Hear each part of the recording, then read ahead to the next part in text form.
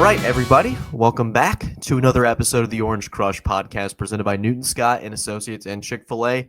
We want to thank them for helping us power through the last few days of the offseason. David, it's Wednesday, August 27th, 3:52 p.m., the year of our Lord, 2025, as the time of recording this. And man, I cannot wait for Saturday. I'm sure you're just as excited. We've been talking about this for months. And consider this podcast sort of being the final musings of this matchup. We're not going to reveal score predictions because we have that coming out on TigerNet later this week. But I think it would be important to sort of just go over the final thoughts, what we've heard from Coach Swinney, as well as some of the players today. David, just from what we've heard the last 2 days, what's sort of been the big takeaway with it finally being game week?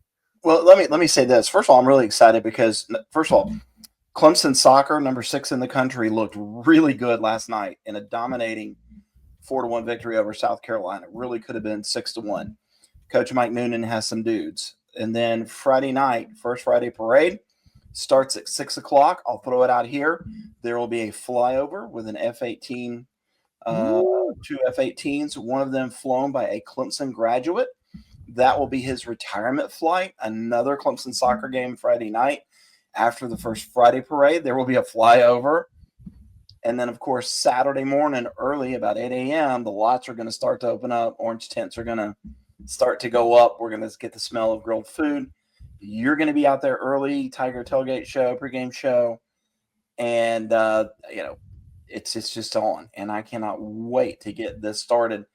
It's a busy week, but a great week.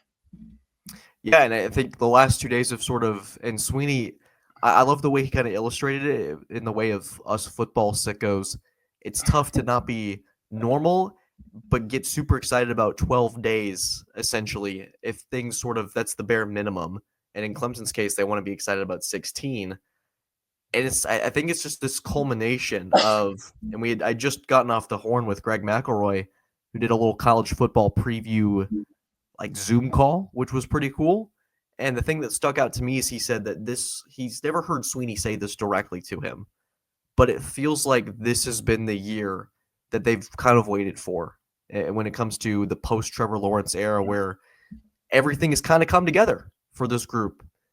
Talent retention, the portal, acquisitions, and Will Helton, Tristan Smith, and Jeremiah Alexander, Cade Klubnik, senior quarterback, coming to return for that final season. It's all culminating together, and what a better opportunity than to get proof of concept against LSU, another top 10 opponent. So much fun. And yes, this is going to be the year. You don't know what next year is going to look like because you're going to lose basically an entire offensive line. All the starters on the defensive line probably gone. You would think TJ Parker and Peter Woods, even though they're juniors, if they have good years. Some pieces in that secondary gone. Some pieces of the wide receiver gone. Cade Klubnik gone. So this is going to be a year that you need to say, hey, we've got a chance at coming back, and it's just one of those weeks where everybody is sending me messages. How do you feel about this? And I hate to sound like a coach, but I've been around Dabo for so long, and I sit here and I go, I think Clemson's going to win this football game. I think being at home, I think the crowd, the experience. LSU is trying to get that next step. They need to get to a playoff. Clemson's looking at national championship, right? They're trying to build off of last year. I think that's all going to tell the tale, but it's 5 plays. What are those 5 plays going to entail? Are you going to turn it over a lot? Are you going to keep your quarterback healthy? Like, those are kind of the keys, the same keys in every football game, and it's going to come down to 5 plays. Is it going to be on special teams? Is it going to be a big interception return? Who's going to make the critical turnover? And, the good news is it's going to be us and probably 60-something NFL scouts in the press box because they're all there to see this talent. And we're going to have a front row seat for this theater, this drama, this orange and purple drenched drama that plays out Saturday night. And I was looking Monday night, I guess it was, the last night of the year, which the sun sets after 8 o'clock until next April. So by the time this thing kicks off about 7:52 or so, right, the sun's going to be setting down behind the Oculus. There's going to be an orange glow in the sky, maybe some purple in there. How perfect is that? The lights are going to be taking effect. Tigers are going to run down the hill and we're going to get this thing going. How exciting is that? Oh man, you're gonna get me chills just kind of from a football standpoint of I love the pageantry of Clemson's entrance, and I think it means a little bit more when it's not 0-1 against 0-1 heading into a game against App State versus this is kind of the riding line against LSU. And my thing is there's another aspect that I think we haven't necessarily talked about, and it could be rainy on Saturday night. I know weather sometimes is a little bit overblown as a factor, but we have seen Brian Kelly and Dabo Swinney duel in the rain before in prime time. So maybe I don't think it'll be hurricane, gale force winds like it was in 2015. There's so many different elements. And the place I want to start, David, is you mentioned those 5 plays. Clemson, the last 2 openers, they've lost by a margin of 26 points. And that's the shellacking to Duke and then the shellacking to Georgia, and I rewatched Georgia this week just to see, and I kept looking for small detailed mistakes because that's what this team has emphasized for the last several weeks throughout fall camp is they have to be better in the smaller areas where, sure, on paper, there's plenty of talent. There's plenty of places here and there where you go, oh, that's national championship special. That's a contending roster. But then you watch the Georgia game, Adam Randall lining up off sides, Cole Turner giving up on a go route that Klubnik tries to place a ball to him. A couple of other minor things, but they end up making a big difference. Fumbling on the goal line against Duke multiple times. Are those the 5 plays that you're in store for? And you can correct me, or you can feel free to disagree. I do think there's going to be a sense of comfort being at home. It's almost like you're not having to go away. The dress rehearsal, you've done it here. You feel comfortable. And so that opening act, if you're Dabo Swinney, you win that coin toss. Remember, everyone in the audience, tails never fails. That's just the fact of life. Get the ball, and I think if you're Clemson, you put the ball in Klubnik's hands and see if they can go get you 7 and try to set the tone and probably calm some nerves inside that stadium. I think Cade said something very interesting today because you go back to those 5 plays and you've got to take advantage of the layups, the easy plays. And remember that Georgia game last year. Filmoff is open in the flat and he bounces it to him. And Cade said today, anything inside 20 yards is like a handoff, or it should be. And I think that was in his mind when he says that you've got to take advantage of those easy throws and make sure that you complete them. He's just such a calmer quarterback. You know, we used to laugh all the time and call him the puppy, right? He was always out there dancing around and bopping around and kind of hyper. And now you see this calm, mature guy. We've said that plenty of times. He was that way again today. I don't know if you could tell on the Zoom, the body language, but just a more confident, kind of cool Cade Klubnik. You know, it's not a McGee against Garrett Nussmeier. I trust my receivers, man. I look out there and I don't have a bunch of freshmen. I got a bunch of older guys. He is a very comfortable person right now. Now, LSU is going to do everything they can to make him uncomfortable, and that's going to happen, and they're going to face adversity. How do you respond to that? You know, and you and I have been kind of in person with this adversity. I thought he took a big step forward in that game down at Miami that Clemson was so bad in. Remember the Shipley fumble? Clemson lets a quarterback come off the bench and beat them. And in the locker, room after the game, we go down and there's no coach to come out. Dabo came out, but no offensive coordinator comes out to talk to us. It was Cade Klubnik taking ownership, taking responsibility. And I think that all of these games at Duke, at Miami, the loss at NC, man, they've kind of built up over time, and you've got a quarterback who feels accountable. And I like that heading into a season.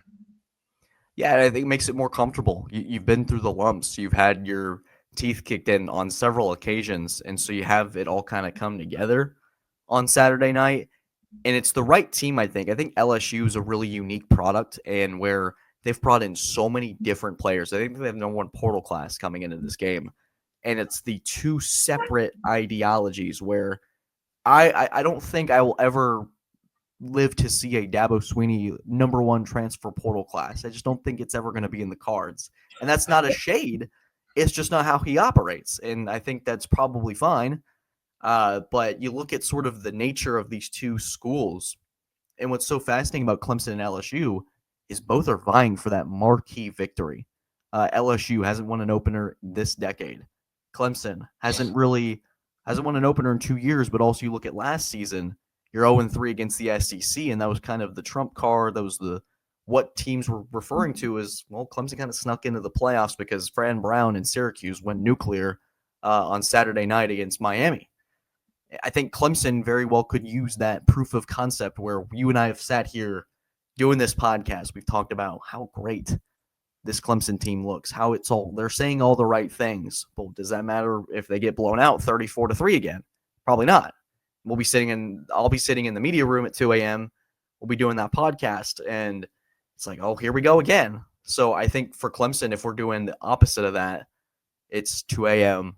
You and I are both talking about, well, man, Klubnik came out really sharp, and there weren't any mistakes in these big games that we often have seen from Clemson. That, to me, is the biggest difference. I know we've talked about X factors. We got a Hood versus Mann coming out tomorrow morning about the X factors of where we see things going potentially on the X's and O side of thing. But for Clemson, getting this big win on Saturday night, instead of the fans walking out of the stands going, well, this could be a repeat of 24. Like, they may make the playoffs, but can they really contend? Versus walking out of those stands going, we're going to be pretty freaking good. Before we get back to this video, we'd like to thank the title sponsor for this podcast, Newton, Scott, and Associates. This team is headlined by Jeff Scott, former Clemson assistant coach and two-time national champion, as well as Eric Newton, a longtime local and trusted real estate partner. These two are teaming up to provide a first-class experience for all Clemson fans. Whether you're looking to buy, sell, or build in the upstate area of South Carolina, you can trust Newton, Scott, and Associates. Choose the same team that Clemson coaches are selecting when they're looking to buy, sell, or build, all the way from Tigertown to Lake Kiowee. For more information, you can find them at newtonscottsc.com or by calling the number 864-722-9062. That's 864-722-9062. Now, let's get back to the video. We'll find out a lot about both of these teams on Saturday night. And, for both of them, there's this sense of pressure. Brian Kelly knows that, hey, now I'm here year 4, I guess it is, or whatever, in Baton Rouge, and Cajun accent or whatever, Massachusetts accent or whatever one he's going to put on this week. Whatever it is, he needs to win now. There's not a lot of patience down there. This is, Baton Rouge is not Columbia. Those people are not happy, with one winning season in 5 or 6 years or whatever. A little different animal. So a lot of pressure on both sides. And, we're going to get into something with facts and Childress of the Roar a little bit later this week, in that, this is a big game for both of these teams, but maybe for LSU, who has perhaps more of a gauntlet type schedule than Clemson does, what does a loss do? Because, man, there are some war daddies waiting on down the line for this team too, and we can talk about that with Texas and Ohio State. Texas got to go to Florida, got Oklahoma in Dallas, got to go to Georgia, you got to go to Kentucky. I mean, it's like, okay, so what does one loss this early in the year mean? And we know that the playoff committee is saying, hey, strength of schedule matters. These are important games for these teams. And so both of these programs, both of these head coaches need to win. Is a loss a disqualifier for the playoff? Absolutely not. Because you can still go win your conference. You can still go out and put up a great strength of schedule.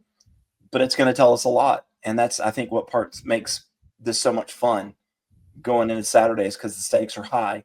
And Clemson, for their part, here's one of my keys.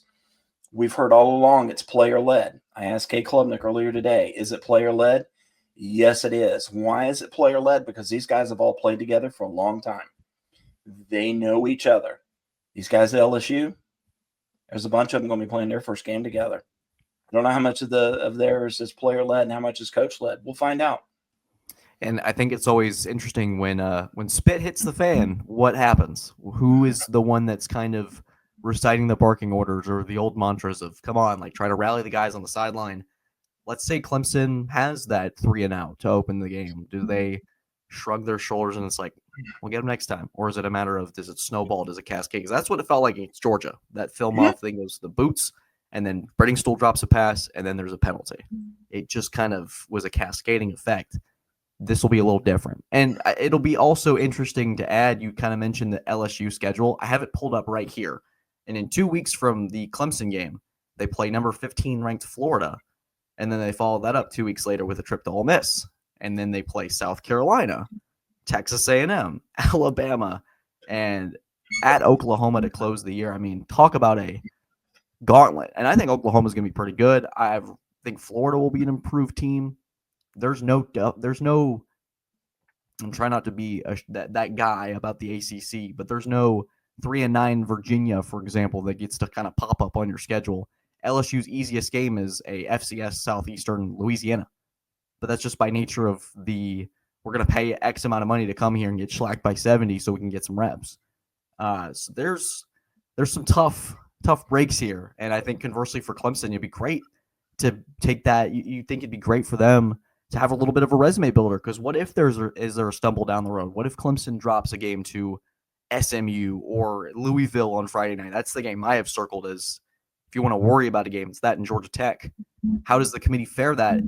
Going, well, they did beat LSU week 1, and LSU's pretty good this year. There's so many factors and variables. Now, the season's not over, but man, so many storylines will build. It's like we're building a little plant, and it's just going to grow and grow and grow throughout the season. And this game is, how much water are we going to put on the soil?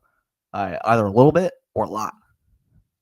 And let's not, dismiss the fact that, we keep talking about offense, defense. Tom Allen, I asked him yesterday, he's going to be in the box. And I think that he said something really important. Number one, you can tell he's hoarse, right? Oh my gosh. Like a coach. And I think him being in the box is important. He's got guys that can do the yelling down on the field for him. But he says that first game, the unknown, they've got so many players. Are they going to be in 11 personnel? Are they going to be in 12 personnel? Are they going to be 5 wide? We don't know what they're going to do. He's going to make adjustments. Dabo was talking about it and said he needed somebody. And I think it's funny. I told you after the media day with the Clemson coaches, somebody told me we needed an alpha in that room to deal with alpha coaches and alpha players. And Dabo said that very thing yesterday, that he needed an alpha to deal with the alphas, right? So now he's got that alpha over there who brings that accountability, who's coaching his coaches, who's coaching his players, who doesn't mind getting into somebody's rear end if they need it. It's something that has been missed around here for a couple of years. And we had lunch with a coach earlier this week, and he was saying that, with Tom Allen, we're going to see some more maybe basic defenses, but it's going to be about go do your job, go make that tackle, make the other team drive down the field and beat you. And then you've got Blake Baker over there on the other side, who was at Missouri. And we had that great conversation with, Steve Blair the other day, the LSU voice of LSU, where he says, or Chris Blair, he says, that maybe it was a game that Missouri played against LSU that got Baker that job. And then coordinator, he 4D coordinator. So then he hires him. So now you've got this guy coming off a year, and you look at these two defenses. One was 61st overall in total defense. One was 69th. Scoring defense about the same. Rush defense, both were not very good. So many storylines coming up in this game. 2 Heisman Trophy caliber quarterbacks.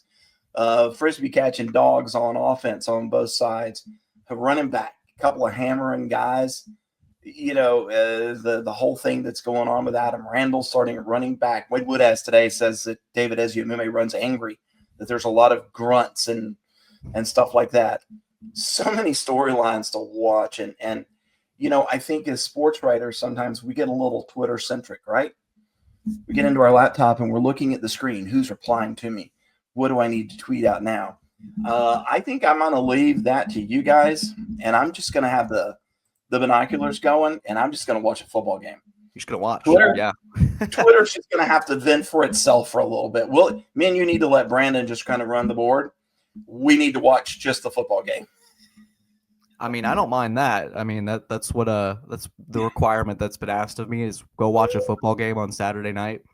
Okay, I will. Like, fine, twist my arm. Like, go watch a football game. It's just one of those things that it's crazy we get to do this. But you mentioned the Tom Allen deal. TJ Parker mentioned earlier today about the willingness for Allen to not only be pushing, but I think it's always that phrase, it's being demanding without being demeaning. And Allen can really get the best out of this group. And I think that's what Clemson, this defense has lacked, is that sort of authority. and a little bit of oomph on that side of the ball, where, of course, there were plenty of talented players. I mean, last year, Barrett Carter, I think for the Bengals, he's balled out in training camp, made the roster. But you have this sort of lack of identity. And I think for Clemson fans, you might hear that, I think, David, you mentioned earlier, the more vanilla look. And I think if you're a fan, you're like, oh, that doesn't sound like an improvement. But I think the real ire of Clemson fans last year was fundamentals and tackling. And that's going to be, I think, massively improved on Saturday night, where you don't want a 2nd and 12 to turn into a 3rd and 2 when you could have made it a 3rd and 11. And that's going to be those, you talk about those 5 keys, those 5 plays. That happened plenty of times Clemson last year. You look at Jadon Blue. He turned what probably should have been a 4-yard little zone read run, and he took it 77 yards as the Clemson offense was heating up in Austin. It's those small things that we get to analyze and look at. So, David, you have those binoculars. What's sort of the strategy there? Or you just kind of, I think you got your – there you go. That's elite. You'll be ready. Yeah. And I've got the small ones too. And, and there's so many subplots in this game too, with all of the corners and the secondary that Clemson has against Garrett Nussmeier, that defensive line, which we're going to talk about in the Hood versus Man. And then if you want to watch really good linebacker play, how about Jeremiah Alexander and Wade Woodaz and Sammy Brown on Clemson's side?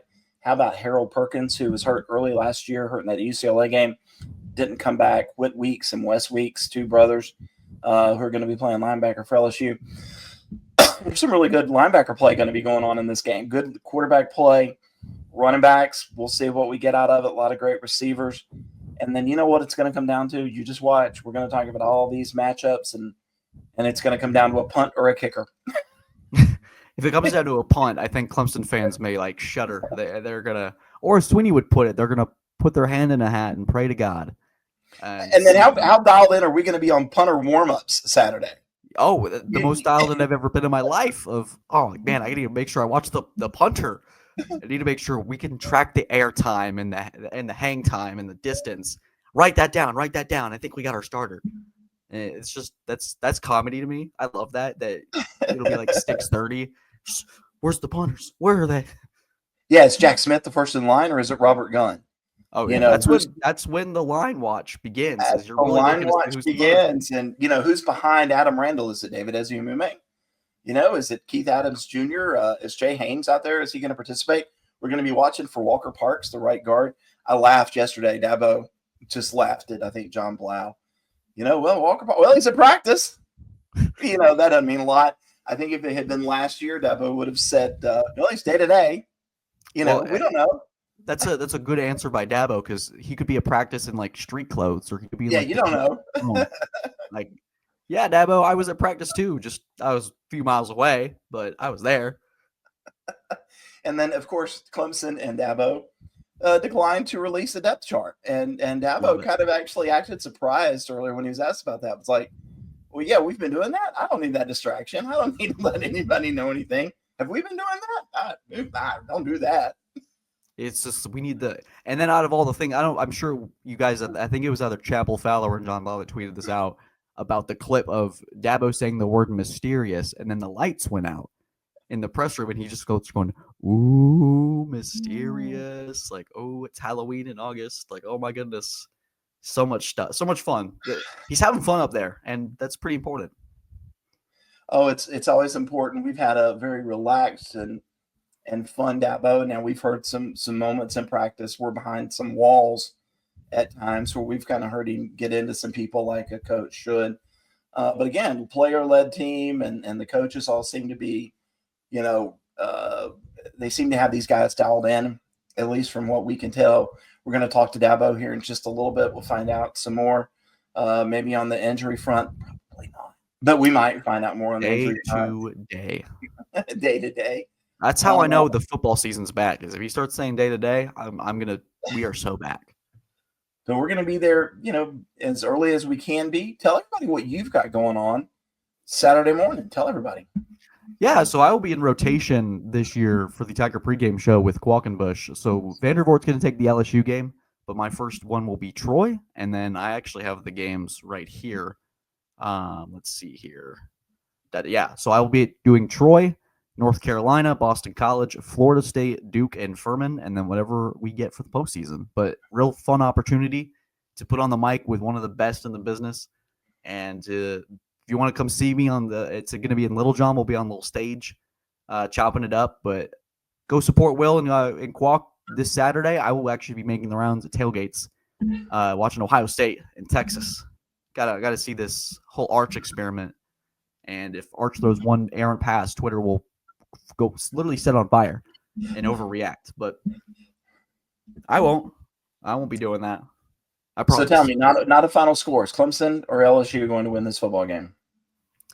So, actually, and I had been sort of the one that had been picking against Clemson last year. I think notably I picked SMU to beat Clemson. I picked South Carolina to beat Clemson and drew the ire of some of our listeners. But I've gone back and forth on it over the summer, and I think a lot of great points have been made my way. But at the end of the day, I do think I believe it when this is sort of the turning point, when we talk about this is the year for Clemson to sort of take that next step. Naturally, with the roster they have, Tom Allen, massive addition. I think at the end of the day, it would not shock me if Clemson wins this game on Saturday and we start really amping up that. If that hype train wasn't full before, there are going to be some tickets being handed out at high price, and we'll see how it all goes the rest of the way. Yeah, I am, like I said before, I think the experience of this Clemson team, the fact that they have been together for a long time, they were all in that locker room together after the loss to Texas last year. They watched some idiots from South Carolina whip the logo on their field last year, and they realized the mistakes were, you can blame a lot on coaches, but you can blame a lot on players too. And these guys just seem different, and Dabo has embraced that mentality of win this rep, win this play, worry about what else comes out later. Wade Wood has kind of reiterated that to me today, and I think that's going to be the difference, whereas Brian Kelly has been pointing towards Clemson for a long time, and now you finally get there. Is there overload? I don't know, but it is a difference in programs, a difference in head coaches, a difference in how to build a roster, and it all comes to a head Saturday night, 7:52, Death Valley. Ball meets boot, to quote Chris Blair. But guys, thank you so much for tuning into this final musings on our thoughts with LSU and Clemson. We'll have a lot more in the coming days. We'll have recruits, the big visitor list. Ooh, let me tell you, there's some talent coming to Death Valley on Saturday night. Also, some score predictions from them, some funny comments from them as well. We have the phrase "whip their butt" in there, so you'll find that out pretty soon. But we also have simple "we will win" from certain Clemson comments. So very soft-spoken or very detailed, which is always kind of fun. But stay tuned to TigerNet for more. We have more podcasts on the way as well. And then Saturday night, hope you have a good time. God bless y'all.